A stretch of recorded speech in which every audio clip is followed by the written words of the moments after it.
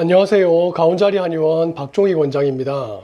갑자기 어지럽고 머리가 멍하고 속이 울렁거린 적 있으신가요?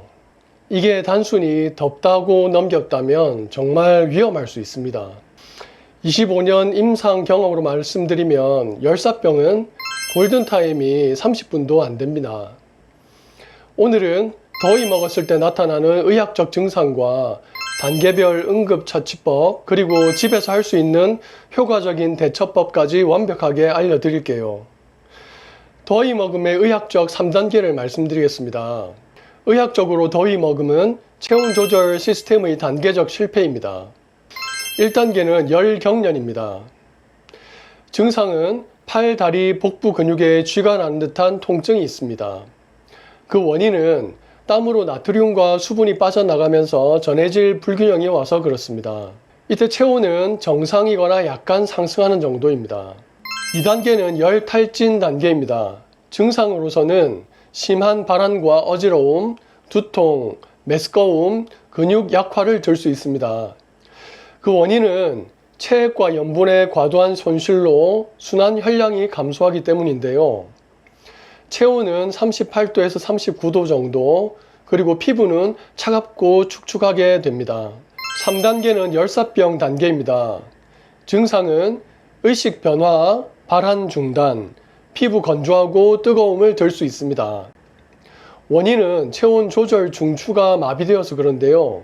이때는 생명이 위험한 단계입니다. 체온은 40도 이상 올라가게 되고 이때는 즉시 119 신고가 필요한 단계입니다. 그러면 왜 더위를 먹게 되는 걸까요? 의학적 메커니즘을 설명드리겠습니다. 주요 원인을 말씀드리겠습니다. 첫 번째로 직사광선이나 밀폐된 고온 환경에서 과도한 열에 노출되어서 그렇습니다.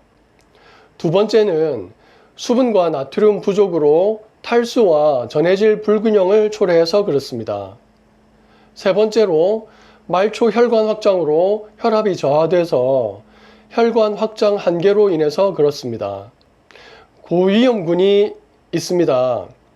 연령은 65세 이상 4세 이하이고 질환은 심장병이나 당뇨병, 신장질환, 고혈압이 있는 분들이고 약물은 이뇨제나 항히스타민제, 베타 차단제 등을 복용 중인 분이 있습니다. 기타 알코올 섭취나 비만, 운동 부족으로 고위험군이 올 수 있습니다. 단계별 응급처치법을 말씀드리겠습니다. 증상에 따른 정확한 응급처치법입니다. 첫 번째로 열경련 시 응급처치를 말씀드리겠습니다. 첫째로 즉시 활동을 중단하고 그늘로 이동시킵니다. 둘째로 전해질 보충을 해야 되는데 물 200ml에 소금 4분의 1 티스푼 정도가 적당합니다. 셋째로 근육 마사지를 해주셔야 되는데 경련 부위를 거칠지 않게 부드럽게 마사지를 하셔야 됩니다. 네 번째로 증상이 완전 소실할 때까지 휴식을 취하시면 됩니다. 열탈진 시 응급처치를 말씀드리겠습니다. 첫째로 옷을 느슨하게 한 후 서늘한 곳으로 이동시킵니다. 두 번째로 냉각 치료를 해야 되는데 젖은 수건이나 선풍기 바람으로 하시면 됩니다. 세 번째로 수분 보충을 해야 되는데 여기서 주의할 것은 의식 있을 때만 천천히 하도록 합니다. 그리고 네 번째로 혈액순환을 개선시키기 위해서 다리를 올려주시는 것이 좋습니다. 세 번째 단계인 열사병 단계에서의 응급처치를 말씀드리겠습니다.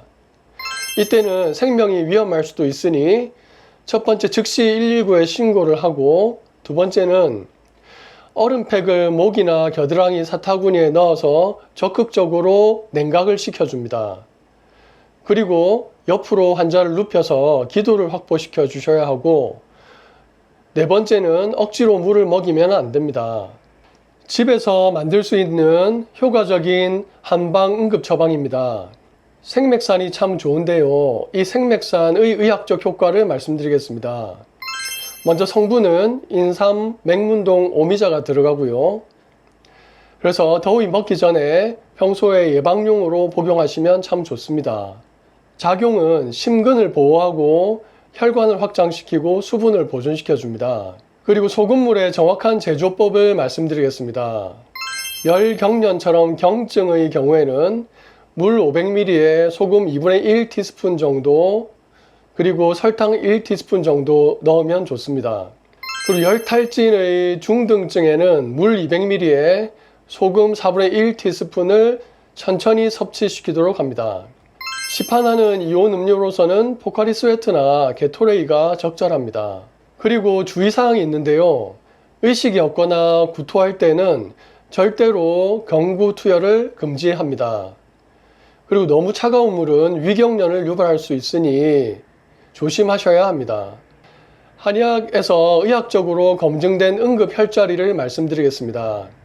인중과 백회, 용천을 들 수가 있는데 인중은 의식을 회복하는 데 참 좋은 혈자리입니다. 위치는 코 바로 아래 홈 가운데를 눌러주시면 되는데 손톱으로 강하게 눌러서 자극을 시켜주시면 됩니다. 효과는 뇌간 자극으로 의식 회복에 도움이 됩니다.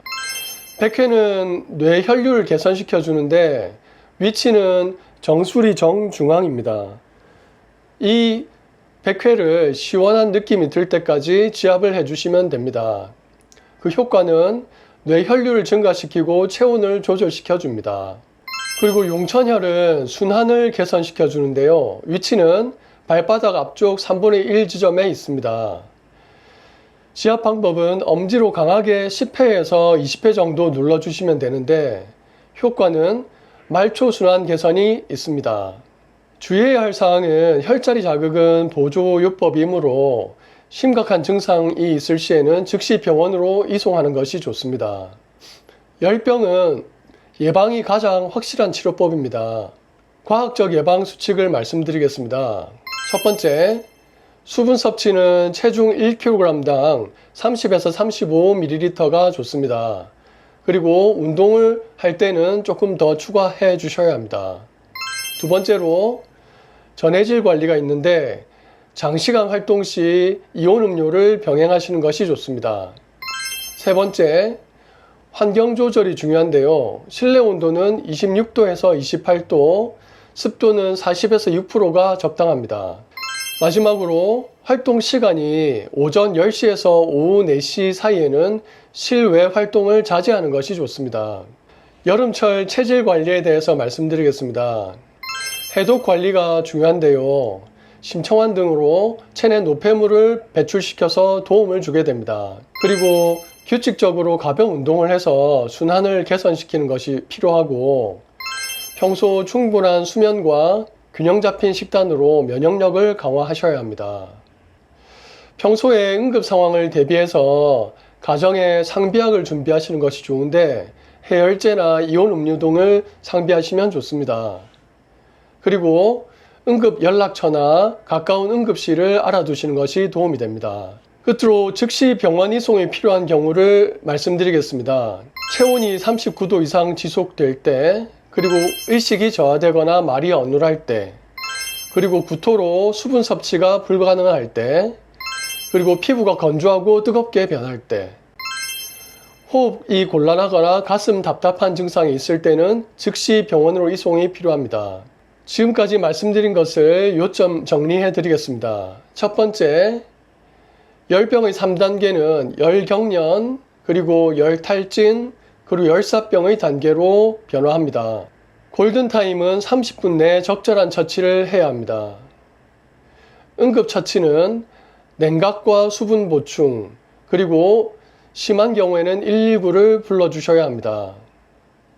그리고 평소의 예방관리로서는 충분한 수분 섭취와 적절한 환경 조성이 필요합니다. 더위 머금은 충분히 예방 가능하고 초기 대응이 중요합니다. 오늘은 생명을 지키는 정보였습니다. 구독과 좋아요로 더 많은 분들께 도움이 되도록 해주세요. 감사합니다.